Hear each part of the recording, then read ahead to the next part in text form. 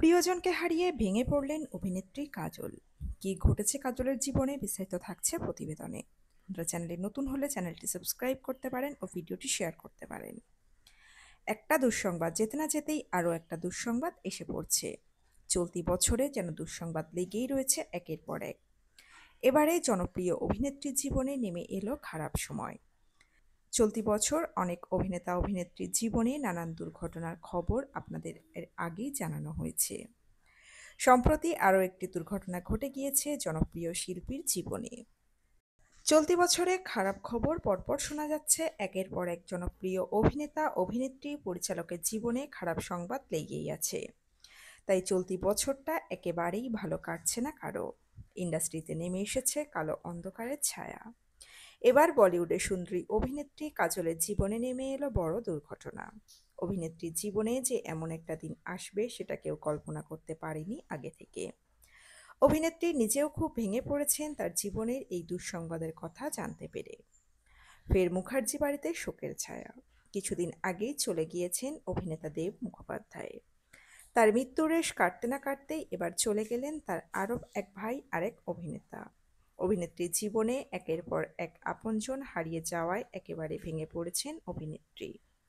নিজেকে কিছুতেই সামলাতে পারছেন না তিনি। এবার চলে গেলেন বলিউডের আরেক খ্যাতনামা পরিচালক অভিনেতা প্রয়াত রণ মুখোপাধ্যায়। রণ মুখোপাধ্যায় বলিউডে বেশ কিছু কাজ করেছিলেন। হাইওয়ান থেকে তু হি মেরি জিন্দেগি এছাড়াও নানা কাজ করেছেন তিনি। তিনি কাজল, রানী মুখার্জি এবং অয়ন মুখার্জির কাকা, সঙ্গে সম্রাট এবং সর্বাণী মুখোপাধ্যায়ের বাবা। শেষকৃত্যে এসেছিলেন অনেকেই। মুম্বাইয়ের অভিজাত মুখোপাধ্যায়দের পুজোয় 4 দিন যাকে প্রায় সর্বক্ষণ দেখা যায় তিনি শ্রাবণী মুখোপাধ্যায়।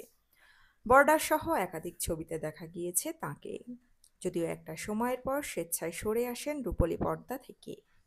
এবার বাবাকে হারিয়ে শোকস্তব্ধ অভিনেত্রী। তার বাবা রণ মুখোপাধ্যায় ছিলেন বলিউডের পরিচালক। হাইওয়ান ও তু হি মেরি জিন্দেগি হে ছবির পরিচালনার দায়িত্ব সামলেছেন তিনি, যদিও পরিচালক হিসাবে তেমনভাবে দাগ কাটতে পারেননি।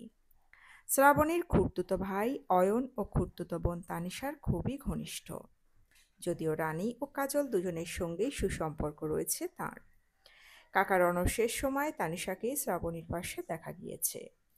এছাড়াও শেষকৃত্যের সময় শ্মশানে যান ভাইপো অয়ন মুখোপাধ্যায়। যদিও কাজল ও রানী কাকার শেষকৃত্যে থাকতে পারেননি, কারণ কাজল ব্যস্ত তার আসন্ন ছবি মায়ের প্রচারে। অন্যদিকে রানী পরিবার নিয়ে বিদেশে ছুটি কাটাতে গিয়েছেন। চলতি বছরেই প্রয়াত হয়েছেন অয়নের বাবা দেব মুখোপাধ্যায়। এবার চলে গেলেন মুখোপাধ্যায় পরিবারের আরও এক সদস্য। তো বন্ধুরা, এই প্রতিবেদনে ছিল এতটুকুই। দ্রুত ফিরে আসছি এরকমই নতুন কোনো প্রতিবেদন নিয়ে। অজানা গল্প চ্যানেলের সঙ্গে থাকার জন্য সকল দর্শক বন্ধুকে অসংখ্য ধন্যবাদ। দেখতে থাকুন, চোখ রাখুন অজানা গল্প চ্যানেলে।